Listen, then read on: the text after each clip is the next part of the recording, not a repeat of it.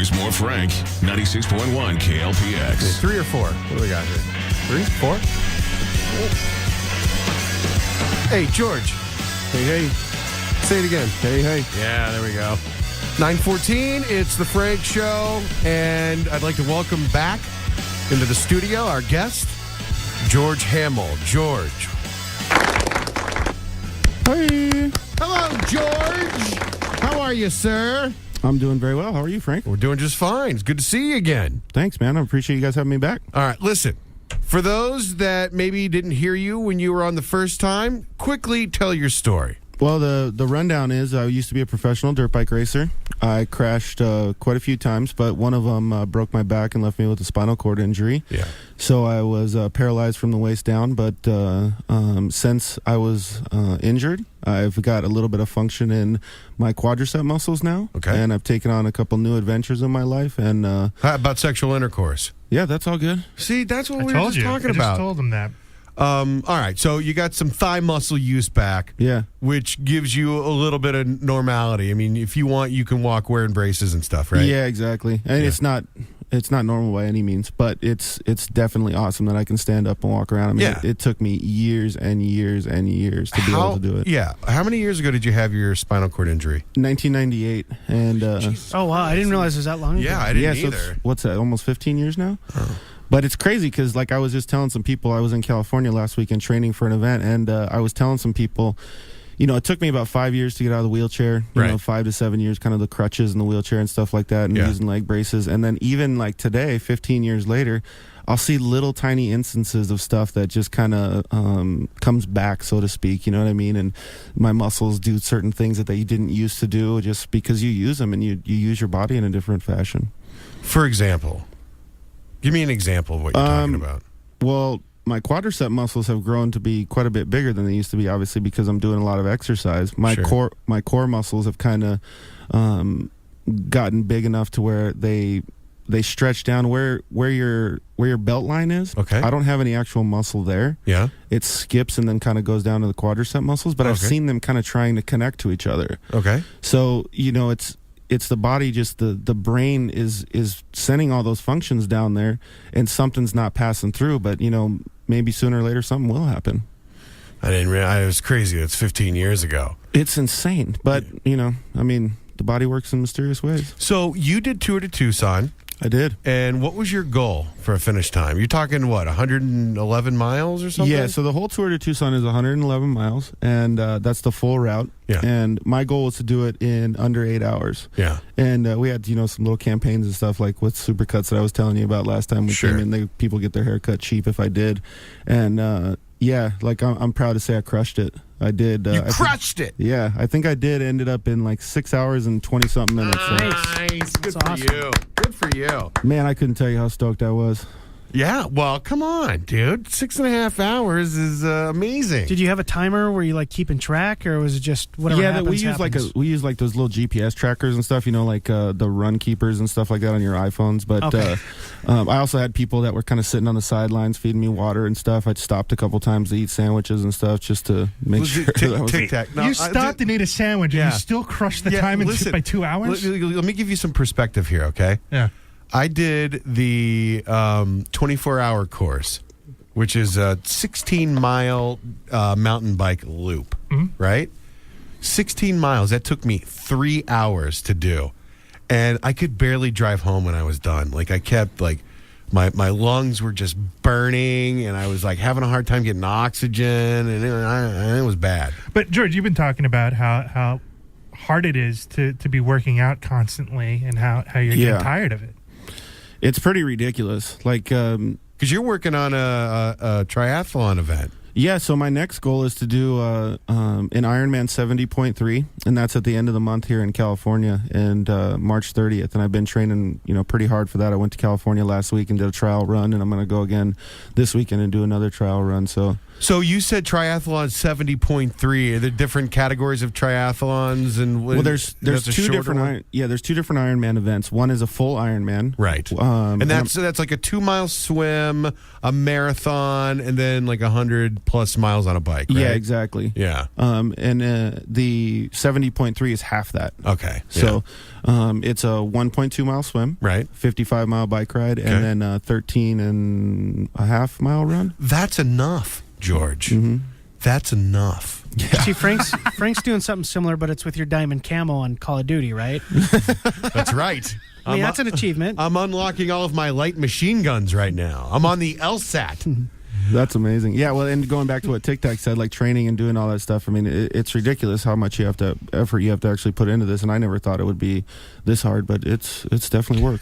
So when you were doing the dirt bike thing, you were training with that too, right? Yeah, absolutely. But back then, I mean, it's 15 years ago. So the guys now, they train like maniacs. But back then, we didn't put that much effort into it. Yeah, it was it's a just lot like, less. It's just like pro golfers in the 70s. Nobody worked out. Now everyone's doing core training and arm training. You know, everyone's got their own sports-specific workouts that Yep. everybody does. So what does your workout consist of? Well, it's not completely consistent because I still have my 9 to 5 and I still have to, make sure I get to work and stuff. But So you have no personal life. basically, Okay. yeah. So I'm usually working out between 2 and 4 hours a day.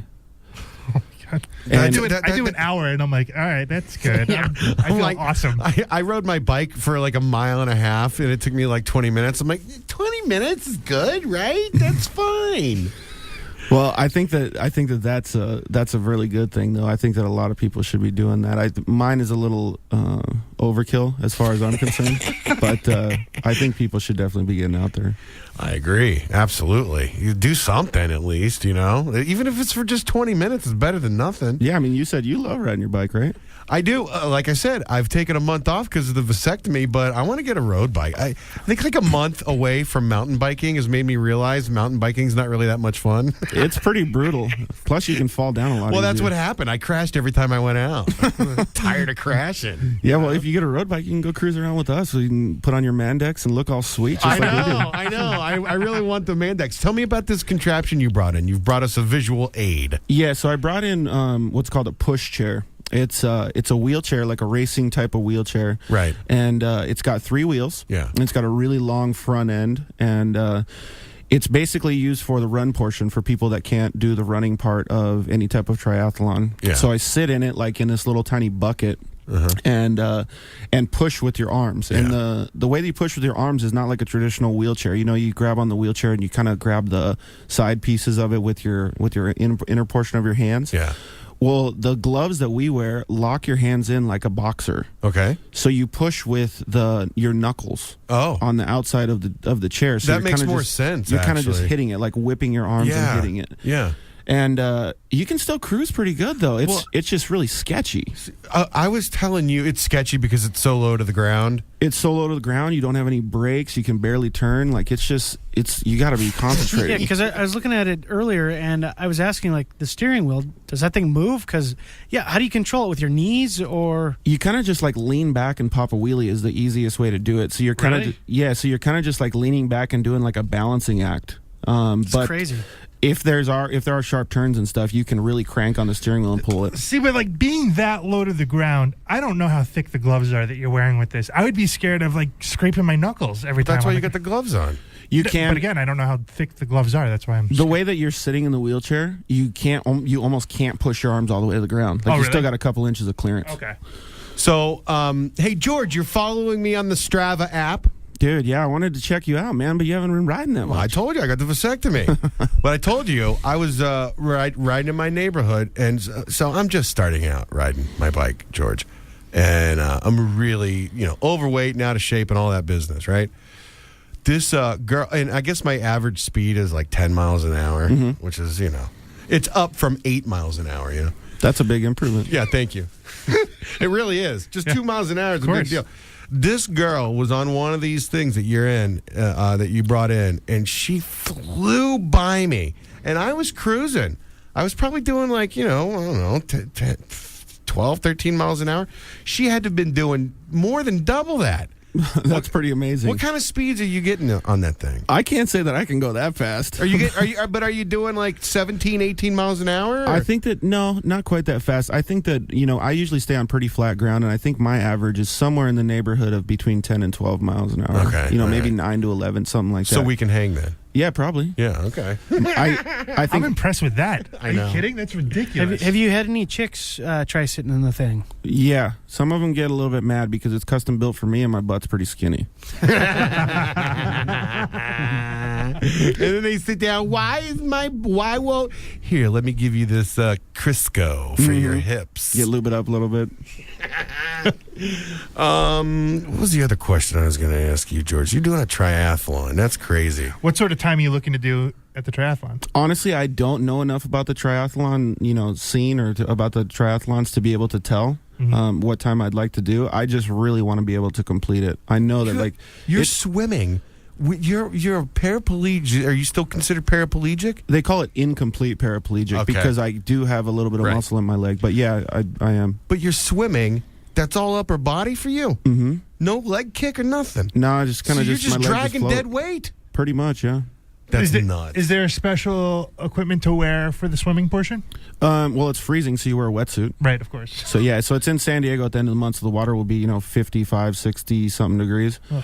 So it'll be really, really cold. And I wear like a wetsuit, and little booties and stuff like that. But you're not allowed to wear gloves or anything like that because that gives you an advantage. Oh, it'll give you a little more pull with your stroke. Mm-hmm. So, what are you doing to train for that? Just jumping in pools? Yeah, pretty much. I swim quite a bit actually because that's my worst subject, I guess you could say. But the hardest part for me is ramping up so quickly because I barely started doing this right after I talked to you guys. Yeah. What was it, in November? So I've only been training for 4 months.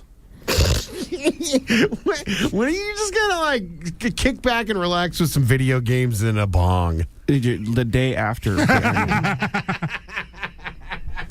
It just seems like so much work, George. Yeah, it is definitely a lot of work, and I need a break. What's driving you though? What's motivating you to do this?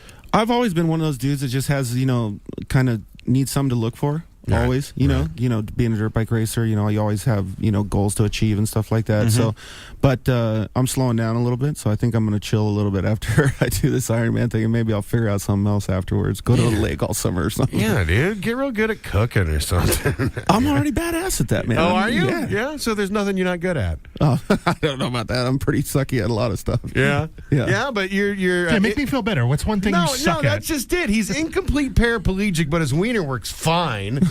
He's not even a good paraplegic. He's incomplete at that. I know. What the hell, George? Relax. Would you just relax? I'm horrible at social sciences. All right. That's it. Are you on the internet, George, anyway? I am, yeah. I have a Facebook profile, and I also have a website, georgehamel.com, and facebook.com/georgehamel. You got any sponsors working with you? I do. I still have Supercuts. They help me out a lot. And then, like the guys at Spy Optic, they give me a lot of free sunglasses. That's and awesome. A lot of support and stuff like that. Yeah. And They do prescription? Yeah, absolutely. Can I give you my prescription? Yeah. Just say your eyes changed. I need a pair of sunglasses. Yeah, so they said anybody that I know can get 50% off. Oh, yeah. Boom. That you were going to make a joke and say anybody that you're good friends with. No, Listen. you're dialed. Hey, man, listen, I love it. I love that you're doing this. It's crazy to me, especially the swimming part. Well, thank you very much, man. I appreciate it. We're doing a little, she couldn't come here today. She was a little late, but we have a person that's following me around doing a little documentary and stuff on my journey from the Tour de Tucson all the way up until the end of Ironman. So there will be a little film coming out, so I'll email you guys the link. So the girl that's making the documentary couldn't make it for the radio interview, so we couldn't make the film? Yeah, pretty much. Yeah, that's fine. We'll have to reenact It it. happens. Yeah. No, it's not fine. We'll superimpose. Reschedule George for when this girl can come in with her film crew. I want to sign a release. I want to be part of this film. Yeah, I'll have her come in this week. What was the last time we signed a... it was Robbie Knievel. That was the last time we had to sign a release. For TLC or something. George Hamel. All right, man. I'm going to get back on my bike. I'm following you on the Strava app too, as well. So you'll start getting little reports about my activities. It's all a bunch of like 2 and 3 mile bike rides around my neighborhood. That's fine, man. That's I'll come all out. it I'll come out is. and we'll just shred whenever. Let's do it. Let's shred, George. Let's do this. Let's do it. The Frank Show on 96.1 KLPX. Tucson's real classic rock.